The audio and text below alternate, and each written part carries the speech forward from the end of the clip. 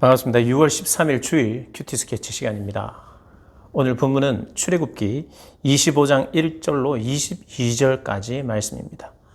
오늘 본문은 이렇게 시작합니다.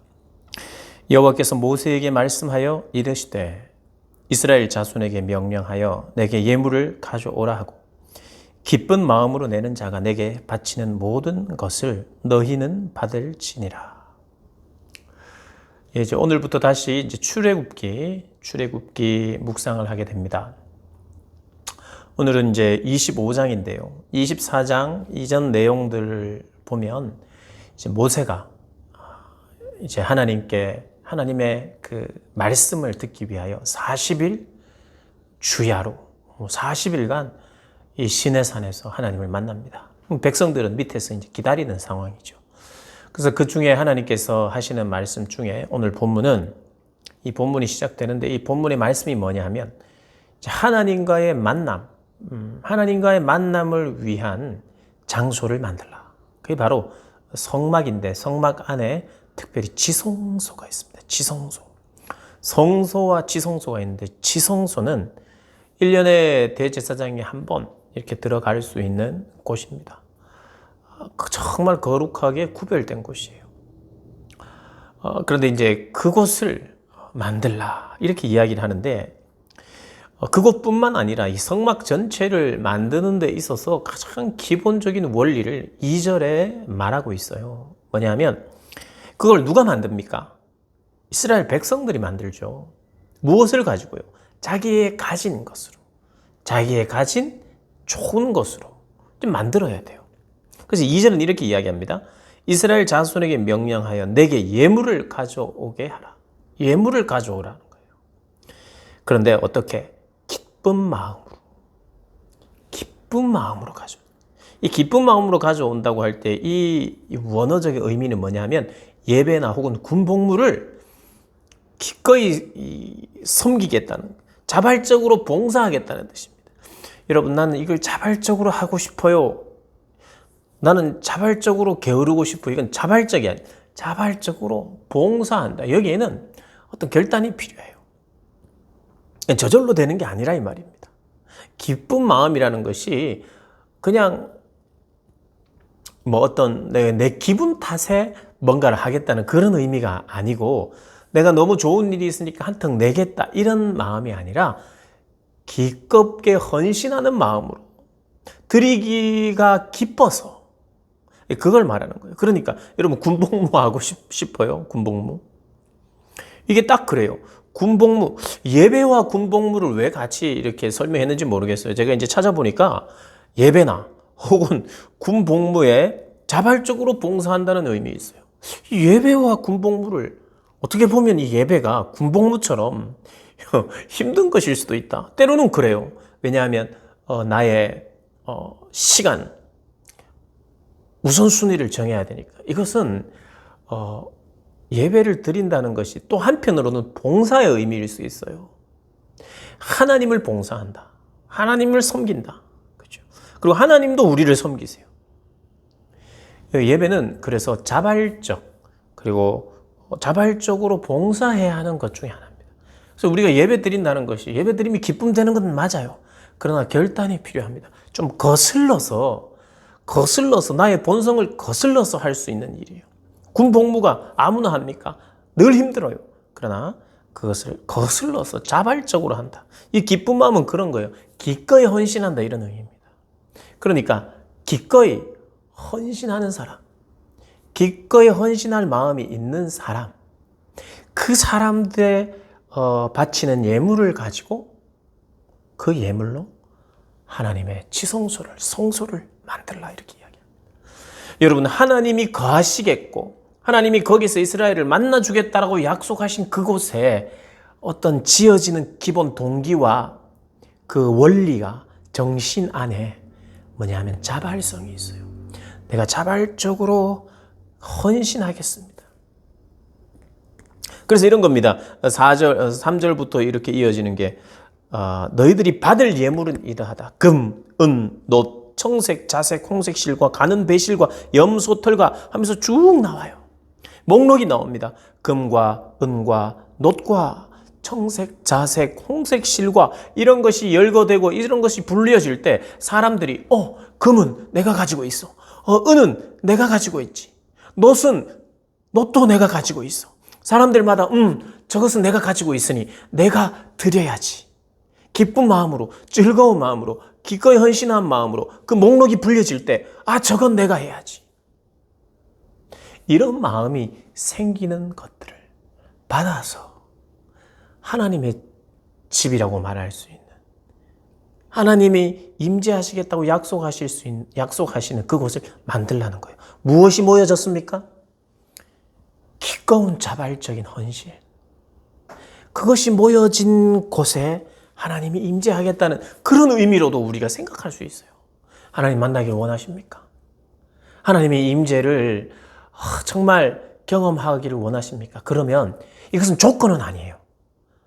하나님 앞에 내가 자발적으로, 마치 군복무를 내가 자발적으로 봉사해야 하듯이 하나님 앞에 기꺼이 드리는 마음이 있어야 돼요.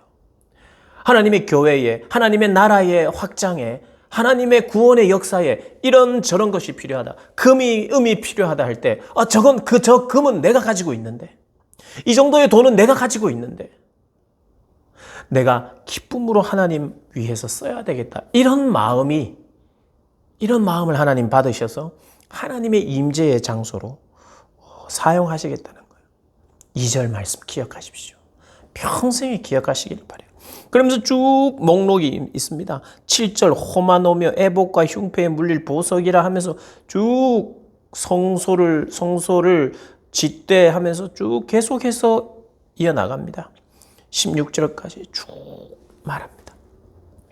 그리고 이제 속죄소, 가장 핵심적인 우리 주님께서 내가 너희와 함께 하겠다, 내가 너에게 말하겠다라고 하는, 만나겠다고 하는 그 만남의 장소가 소개되는데요. 17절부터 순금으로 속죄소를 만들되 길이는 2규빗 반, 너비는 1규빗 반이 되게 하고, 이러면서 막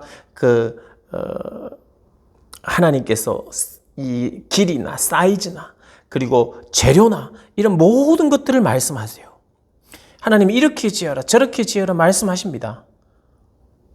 하나님의 집은요, 하나님과의 만남도요, 하나님의 방법대로 나와야 돼요. 이렇게 지어라, 크기는 이 정도로 해라 하는데 내 마음대로 크기는 더 컸으면 좋겠다, 아니면 이건 작았으면 좋겠다, 이건 높았으면 좋겠다, 내 마음대로 하는 게 아니라 하나님이 명령하신 대로 기꺼운 헌신이 있어야 되고요. 그리고 하나님이 말씀하신 대로 모양을 나타내야 돼요. 왜냐하면 그 모양 안에도 하나님의 뜻이 있는 거예요. 그러니까 기꺼운 헌신만 있으면 되는 게 아니라, 자발성만 있으면 되는 게 아니라 자발적으로 기쁨으로 드리면서 주님이 원하시는 모양으로 만들어야 돼요. 오늘은 이 속죄소는요, 이 이스라엘의 하나님께서 이제 40일 이 모세와 만나면서 중요하게 이 말씀을 시작하는 거예요. 하나님과의 만남, 하나님의 임재는 이런 원리가 있다. 기꺼운 헌신, 하나님의 명령대로. 그렇게 할 때 22절에 거기서, 이제 마지막 절입니다. 오늘 본문의 마지막 절. 거기서 내가 만나고, 어디서요? 속죄소에서. 그 이름 자체가 속죄소입니다. 하나님이 만나면요, 먼저 뭐가 일어나냐면 속죄가 일어나야 돼요. 여러분, 그래서 오늘은요, 이 하나님과의 만남, 임재에 필요한 것이라기보다도 하나님의 임재가 있을 때 그 주변에 나타나는 중요한 영적인 원리가 기꺼운 헌신이 있고 하나님의 명령에 철저히 순종함이 있는 곳, 그리고 그곳은 하나님이 만나주겠다고 말씀한 속죄소인데, 거기서 속죄가 먼저 일어나요. 하나님과 만날 때는요, 우리가 죄 용서받는 은혜가 그렇게 필요한 겁니다. 우리가 하나님을 만났다 그러면 속죄의 은혜를 경험하는 게 대부분이어야 돼요. 하나님과 우리가 만나서 회의하고 하나님의 생각을, 나는 이런 일도 하고 저런 일도 하고 내년에는 이렇게 하고 이런 말씀만 하는 게 아니라, 가장 우리와 많이 하시는 게 뭐냐면 우리 죄를 덮어주고 우리 죄를 용서하는 일을 제일 많이 하십니다. 하나님은 우리가 하나님을 만났다 그러면 제일 많은 시간, 제일 우리의 찬양거리, 제일 집중적으로 하나님과 어떤 면에서 집중 가회, 하나님이 우리와 자주 만나주시고 많이 만나주시고 할 때 가장 많이 다루는 과목이 뭐냐 하면 속죄예요. 속죄. 속죄의 은혜를 경험하는. 그래서 만남의 장소 자체가 속죄소예요. 여러분, 이걸 잊어서는 안 돼요. 내가 언제 하나님 앞에 한번 떳떳하게 이 속죄하고 사죄하고 뭐 용서를 빌고 이런 거 없이 하나님 만나는 날이 오겠냐? 그런 거 없어도 괜찮아요. 우리는 그 하나님 앞에, 거룩하신 하나님 앞에 어찌하든지 이 땅을 살면서 우리 안에 우리의 옛 자아들이 살아 움직이려고 하는 그런 속에서, 우리 생각에서부터 미처 모르는 것 속에서 거룩하지 못한 것들이 있기에 거룩하신 하나님을 배울 때마다 그게 나와요. 속죄의 제목들이 나오게 되어 있어요. 그러니까 그런 날 언제 있을까? 이런 거 생각하시면 안 돼요. 거룩하신 그분을 배울 때에 이 많이 발견될수록 좋아요. 속죄의 은혜를 경험한다고요. 그리고 하나님께서 속죄소 위, 곧 증거계 위에 두 그룹 사이에서 이스라엘 자손을 위하여 너에게 명령할 모든 일을 너에게 이르리라. 뭡니까? 하나님이 속죄의 은혜를 통해서 만나주시면요, 하나님이 또 순종해야 될 내용을 우리에게 말씀하세요. 그러면 이 하나님의 임재의 장소가 가장 적합한 장소는 기꺼운 헌신이 있고 하나님의 명령에 철저히 따르고자 하는 그런 환경 가운데 하나님이 임재하시고요, 그 속죄의 은혜를 베푸시면서 또 순종할 말씀을 주시는 거예요. 오늘을 살아갈 하나님의 순종할 명령을 듣는 것이 우리의 기쁨입니다. 넌 잘할 수 있어. 너는 오늘도 잘할 수 있어. 뭘 잘한단 말입니까? 잘한다는 게 뭐예요? 너는 오늘도 내 자녀답게 내 명령에 순종하며 살 수 있어. 이게 잘 될 수 있어. 잘할 수 있어 아닙니까? 뭘 잘해야 우리가 이 땅을 잘하면서 삽니까? 오늘 하루 내가 잘해야 될 게 뭐예요? 내가 잘하고 싶은 게 뭐예요? 하나님의 명령에 순종 잘하는 거. 이거여야 됩니다. 하나님과의 만남, 이 만남에 대한 오늘 주제인데요, 다시 한번 돌아보면서 나는 하나님 만날 준비가 되어 있는가? 그리고 나는 하나님 만나서 나는 뭐 하는가? 그리고 나는 하나님을 만나면서 기대하는 것이 무엇인가? 다시 한번 점검하는 복된 여러분들 되시기를 주님의 이름으로 축복합니다.